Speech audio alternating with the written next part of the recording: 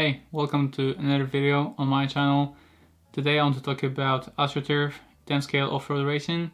If you're one of those guys that wants to be prepared for wet and dry racing before the race, this video is exactly for you. I know, for example, in the UK there might be a really good weather in the forecast and then suddenly one cloud comes over the track, the rain comes and the track is completely wet. The grip is very low and you need to change your car very quickly to adapt to those conditions.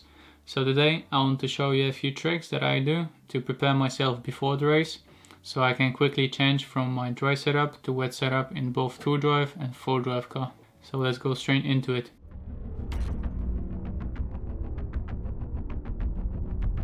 First of all, I will show two clips from the last season of EOS. This is the 5th round at Arena 33. Somewhere in the middle of the year, last year, and one clip will be on the dry AstroTurf surface and one will be on the wet AstroTurf surface. Hot in into the 3. It's Schumacher, X-Ray and Associated running 1, 2, and 3. Halfway there, 2.5 down, 2.5 to go. What was a gloomy day? Turned out to be a sunny day, now cloudy again. Here in qualifying round number 1. Presented by X-Ray, Team Associated, and Schumacher.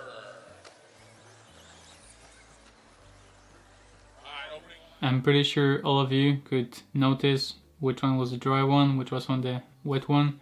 So I'll start off with the dry AstroTurf. I think the most important thing you guys need to know about dry AstroTurf racing is just after the rain, the track will dry quite quick because the AstroTurf dries out very quickly, and then the grip will be even higher than before the rain. So we need to remember, for example, in the 4-drive car, I'll be looking this way as my car is right here. So cutting the pins in the front and maybe even in the back help just get some grip out of the car so it doesn't generate so much grip. Maybe adding some glue on the sidewall, that's also worth doing. This will just make the steering a bit easier in your 4-drive car. Then lengthening the wheelbase will also help just reduce the grip from the car. That's everything you have to do for those type of conditions just after the rain comes. I'm pretty sure it's on most of the AstroTurf tracks in the world. I know that every track I've been to on AstroTurf surface, after the rain the grip would come up, so I would have to change my car to adapt to those conditions. In the 2-drive car, right here, the Kugel laydown, it's pretty much same story, just taking grip out of the car. You can probably add a few shims in the front, on the front camber link, and then adding a few shims in the back, on the back camber link plate. That will just help the car generate a bit less steering. In 4-drive you can do actually the same. Like in the front you can take out, not add in, you can take out some shims on the hub under the bolt stud, and also take out some of the shims under the bolt stud in the back. You can also go to a bit harder suspension. You can, as well as in the 4-drive, as well as the 2-drive, lengthen the wheelbase, maybe reduce some camber, go to a bit lower ride height if the track isn't too bumpy. There's so many different options you can do. You just have to pick a few, so don't go too much. It's not such a big difference, so if you go a bit too far then you probably will lose too much grip and the car might slide a little bit, and then once it slides it might traction roll because it starts to slide and then at one point it will catch the grip, so it will traction roll or maybe hit a bump and then roll as well. So it's really important to change the car a bit, but do not go too far. Wet AstroTurf racing is a bit more difficult, so I'll start off with the 2-drive car as it's a bit more, as I said, difficult. So here I have the Schumacher Kugel laydown. In my opinion, the most important thing and the best trick I can share with you guys is this right here. This is a separate gearbox for the 2-drive car, and you can do it with any car on the market. So inside I have a ball diff, which is crucial for wet AstroTurf racing. just as you would use it on clay or loose dirt. And then the second most important thing is the motor. I have a 7.5 turn motor here, the LRP X22. On dry I would probably run a 6.5, but it depends on the track conditions, track layout, so there isn't really one specific turn motor I would use. So this is the best trick I can share with you guys, having a separate gearbox, so when it starts raining you bolt on the car, bolt on the chassis, put the wishbones on, maybe shorten the wheelbase in the back, and you should have enough grip already. After, of course, switching to the silver tire compound or any other wet tire compound that you're using. Also running diff low, quite important to have enough grip, and then also running very little amount of shims under the rear ball stud, just to make the angle a bit more, get a bit more grip. That's our theory behind it, and usually it works. I know it's quite difficult to exactly explain. It changes the roll center, and then there are some different theories, but in my opinion, when it's loose you should go lower, and it usually gives me what I want. So this is very important. And of course we have the KD car, which is a stand-up gearbox.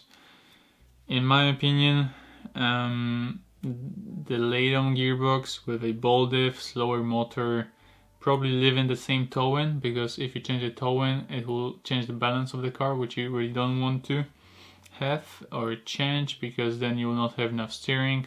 KD is a very safe option. You can do it very quick, just take the KD out, but then on some races you have to mark the chassis, and in my opinion very rarely does the KD work. I mean, not so you guys get me wrong, but KD is a very safe car, but in my opinion not exactly the fastest car. With the KD it's quite easy, it's super easy to drive, so it's always worth to have it. I run the KD, for example at the EOS round, I've run the KD on the wet conditions, but at the beginning I ran the laydown with the ball diff inside and basically this gearbox right here. So having the KD is also good, but in my opinion having a separate gearbox, it's the best way to prepare yourself for wet AstroTurf racing. Some tracks might be very loose, then KD probably will be better and safer for you and faster. So having all of these options is very good for you. And then suspension, making the suspension work a bit softer. Here I have a separate set of shocks, which is 100 CST lighter oil and 1 or 2 steps softer spring, and this just helps the car to generate a bit more grip. Then what you can do is shorten the car, shorten the whole wheelbase. The car will be a bit more twitchy, but you'll definitely have a bit more grip and you will not feel that twitchiness because of the low grip on the track. Then in the front you cannot really do much. You can make the hub low, which I usually run, so I cannot go even lower. So in the front that's usually all you can do, and then you can play with the rear, so just have a bit more steering, and you should be sorted for the 2-drive car. 4-drive is a bit easier when it starts to rain. Obviously changing the tire compounds to softer will help you straight away. And then same as in the 2-drive car, I have a separate set of shocks, which is again about 100 CST lighter oil and 1 or 2 steps softer spring. It's not a rule that it has to be 100 and 2 steps softer spring. Just make it a bit softer so it works a bit nicer and just generates a bit more grip. That's all you can do for wet racing. Same as in 2-drive, what you can do is play with the angle of the camber links, so adding or taking out some shims. So in the front you can add a few shims here, probably like a mil, something like that, just to make sure the car generates a bit more steering in the front, and then also add maybe 1 mil or 2 mil, depends how much you run over there.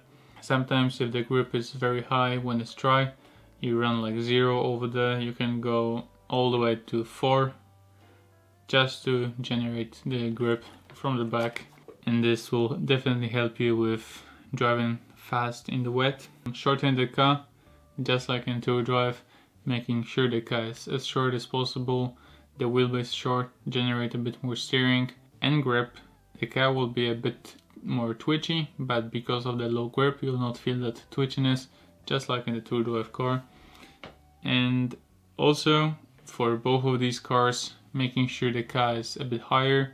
So for example, I usually run 16mm ride height in 4-drive, so on wet I would drive 18, maybe even 19. In 2-drive I run from 17 to 18 on most AstroTurf tracks in the dry, so in the wet I would go to as high as 20 or 21 just to generate a bit more grip. And then also you can make the camber a bit more negative. For example, tour drive, I drive 1 and a 1 from the rain dry, so in the wet I go to -2.5 in the front and -3 in the back. Same goes with the 4 drive. It's very simple, just adding more grip to the car. And in my opinion, all of these changes you can do quite quickly. It doesn't take too much of your time if you have this stuff prepared before the race. So it's very important to be prepared for the race if you want to win it.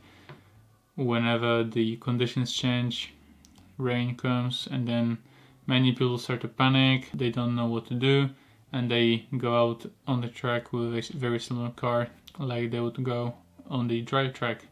And then you can be more prepared, better prepared, and then you can win the race. Hopefully I have covered everything that I wanted to tell you guys about.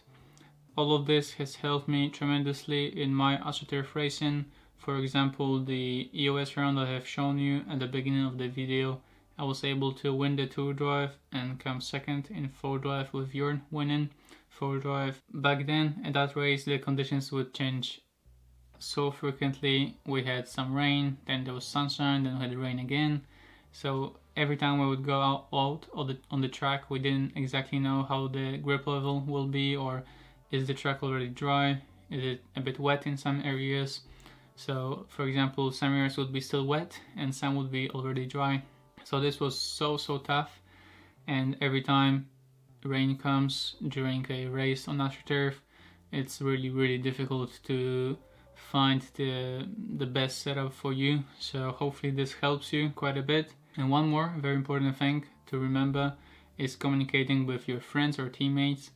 Some of them might be in the previous heats, like a D or C heat, and you might be in the top heat, so they can tell you which spots are really dry, or if is the track already dry. And then also look at the sky. If there is a big dark cloud coming over, just be a bit professional about it, and then I'm sure you'll be a bit better prepared than your competition and you might win the race. Thank you guys for watching. If this helped you and you'd like to see more tutorials, leave a like, subscribe to my channel, make sure the bell is on so don't miss my future upload. Bye bye.